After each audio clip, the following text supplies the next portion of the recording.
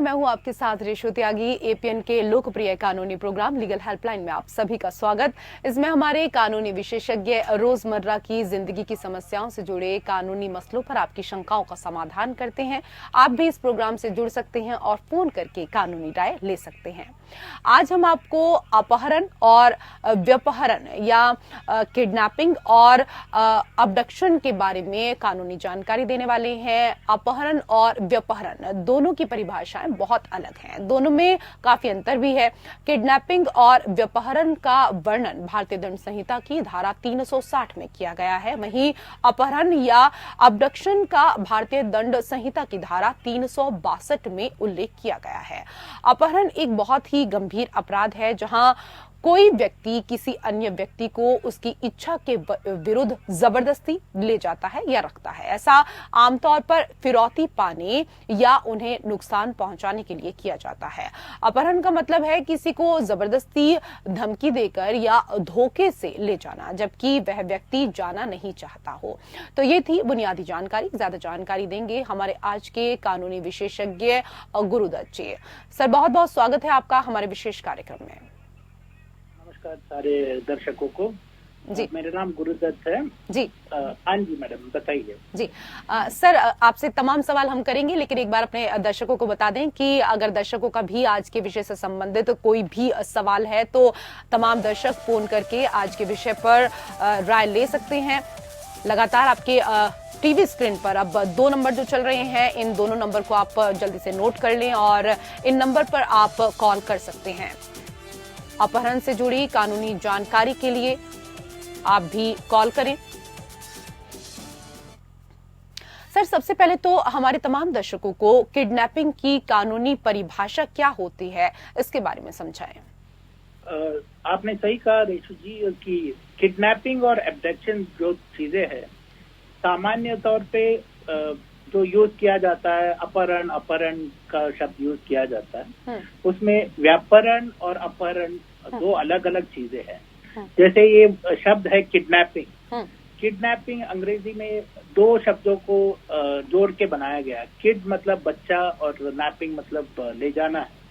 तो अगर कोई पूछे कि किडनैपिंग का मतलब बच्चों को ले जाना है, तो लीगली स्पीकिंग ये सिर्फ बच्चों पे ये नहीं होता है, ये उससे आगे भी जाता है। बड़ों को भी कोई लेके जाता है तो भी उसी में आ जाता है। ये ऐसा नहीं है कि सिर्फ माइनर को अप्लाई करता है। पर किडनैपिंग में 2 तरह के डेफिनेशन दिया गया है।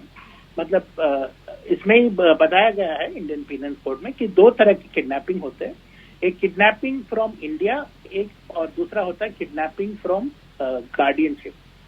तो जो पहला वाला है किडनैपिंग फ्रॉम इंडिया, ये बड़ों के लिए भी लागू होता है। पर किडनैपिंग फ्रॉम लीगल कस्टडी जो है वो सिर्फ बच्चों के लिए अप्लाई होता है। पर अगर देश के बाहर देखा जाए, जैसे यूके, वहाँ पे किडनैपिंग वगैरह जो है वो स्ट्रिक्टली फॉर बच्चों के लिए अलग है और बड़ों के लिए अलग है। सर, आपसे ये भी समझना चाहेंगे कितने तरह की किडनैपिंग होती है, इसको भी हमारे दर्शकों को बताएं। किडनैपिंग जो है एक जो प्रोविजंस है वो बहुत सारे हैं। इंडियन पीनल कोड जो अभी लागू है उसमें कुल 6 सेक्शन किडनैपिंग और एब्डक्शन के ऊपर है। उसके अलावा जो अभी नया भारतीय न्याय संहिता होगा उसमें सेक्शन बदले गए हैं, पर बाय एंड लार्ज सेम रखा हुआ है। तो नया भारतीय न्याय संहिता है वो जुलाई से लागू होगा। तो ये जो किडनैपिंग है, किडनैपिंग जैसे मैंने बताया उसमें 2 तरह का उसमें डेफिनेशन में लिखा गया है जी। कि किडनैपिंग जो है kidnapping from legal from India and kidnapping from legal custody है।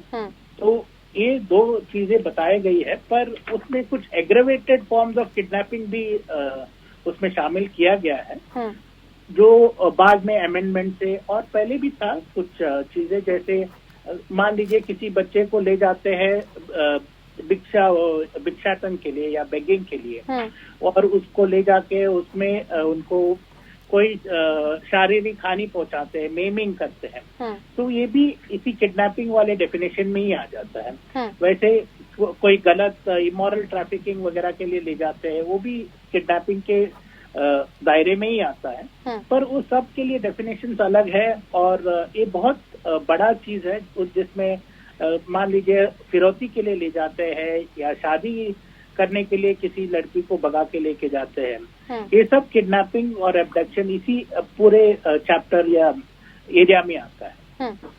किडनैपिंग के बारे में सर लगातार आप हमारे दर्शकों को विस्तार से यहाँ पर जानकारी दे रहे हैं। किडनैपिंग के बारे में तो बहुत लोगों को अधिकतर पता भी होता है, लेकिन अबडक्शन के बारे में लोगों को जानकारी नहीं होती है कि आखिरकार अबडक्शन होता क्या है। थोड़ा इस पर आप हमारे दर्शकों को विस्तार से जानकारी दें, इसको भी हम आपसे समझना चाहेंगे। किडनैपिंग जैसे मैंने कहा सेक्शन 359, 360, 361 में बताया गया है। एब्डक्शन जो है 362 में बताया गया है। सेक्शन 362 जो इंडियन पीनल कोड है उसमें इन दोनों में ये कुछ चीजें हैं जो सेपरेट करती है किडनैपिंग और एब्डक्शन को, कि इसमें जो किडनैपिंग होता है ये एक घटना घटित होने पे ही उसका ऑफेंस बन जाता है। वैसे एब्डक्शन जो होता है किसी घटना घटने पे नहीं होता है, उसमें जो गलत इरादा होता है, जो इंटेंशन होता है वो जरूरी होता है। जब तक इंटेंशन प्रूव नहीं होता है तब एब्डक्शन का केस नहीं बनता है।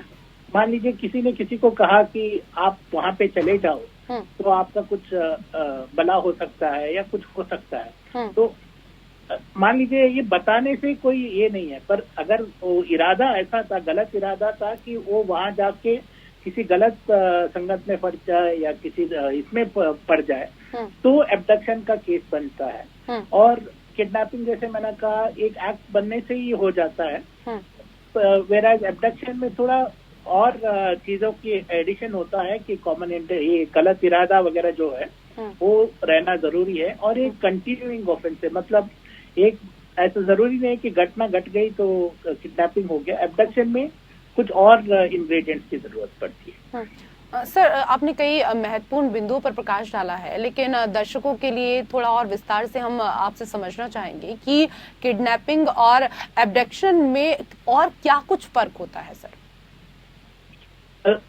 बाकी जो चीजें हैं, किडनैपिंग जो है बहुत सारे, जैसे मैंने कहा जो डेफिनेशन बोलता है कि किडनैपिंग फ्रॉम द कंट्री और लीव इंडिया और माइनर को ले जाना है, ये ऐसा है। एब्डक्शन जो है जो आप एक गलत इरादे से एक व्यक्ति को एक जगह से दूसरी जगह पे जाके कुछ काम करने के लिए ये सब उकसाते हैं, ये सब एब्डक्शन में आता है। किडनैपिंग में आप किसी को मान लीजिए एक बच्चा है, आप गलत इरादे से उसको सिर्फ घर के बाहर ले जाते हैं, वो काफी है कि आपने अपने लीगल कस्टडी से उनको निकाल दिया तो ही वो काफी होता है।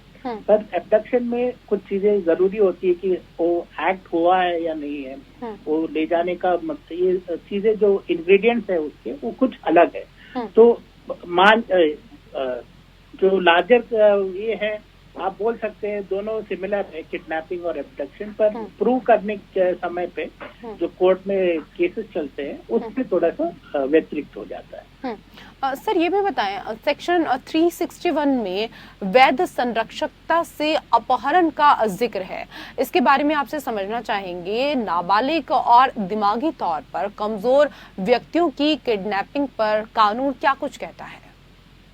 जी आपने सही कहा, 361 जो है वो स्पेसिफिकली किडनैपिंग के लिए है, किडनैपिंग फ्रॉम कस्टडी से है।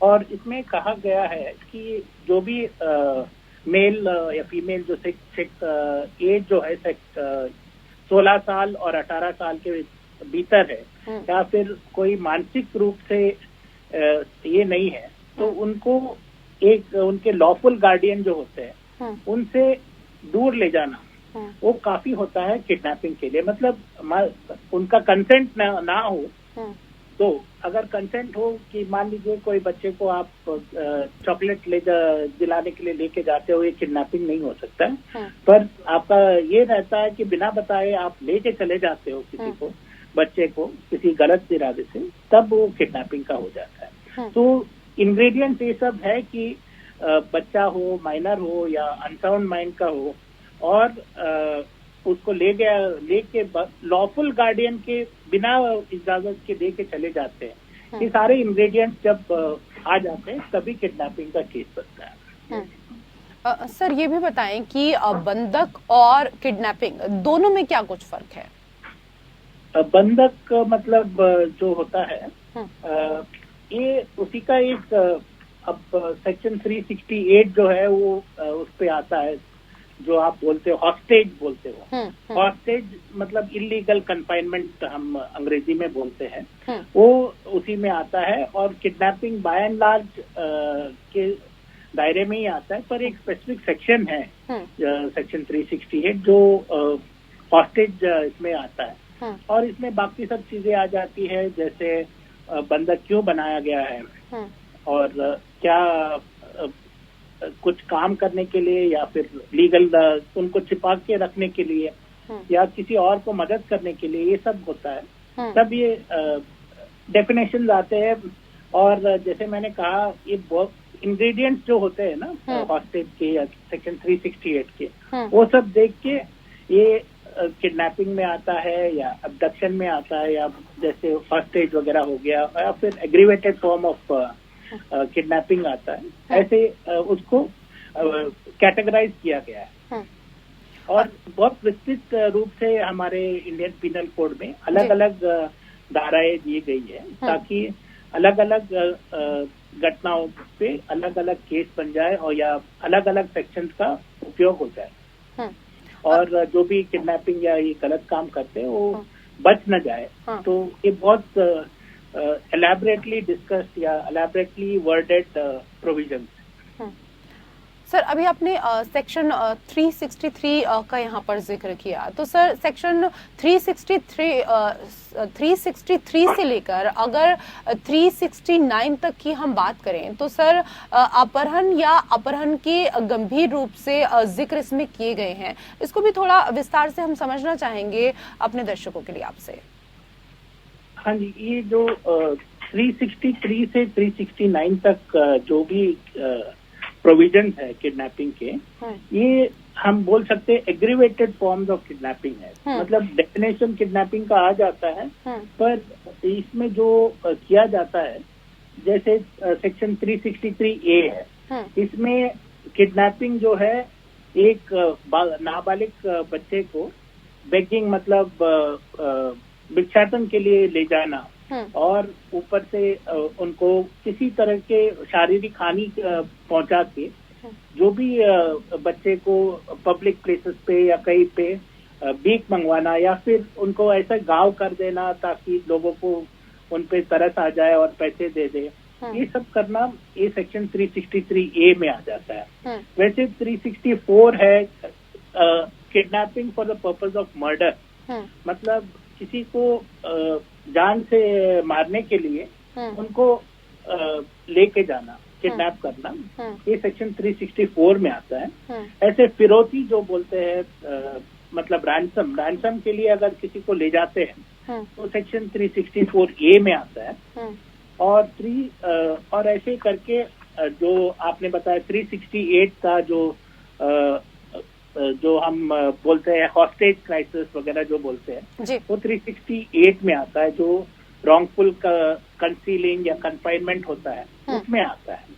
और ऐसे ही मान लीजिए कोई ट्रैफिकिंग के लिए लेके जाते हैं, मतलब वेश्यावाटिका वैसे के लिए लेके जाते हैं, ये सब एग्रीवेटेड फॉर्म्स ऑफ किडनैपिंग है। गुरुदत्त अंकोलेकर जी, अगर आपका भी आज के विषय से संबंधित कोई भी सवाल है तो आप भी कॉल कर सकते हैं। अपहरण से जुड़ी कानूनी जानकारी आप भी हासिल करना चाहते हैं तो कॉल कर सकते हैं।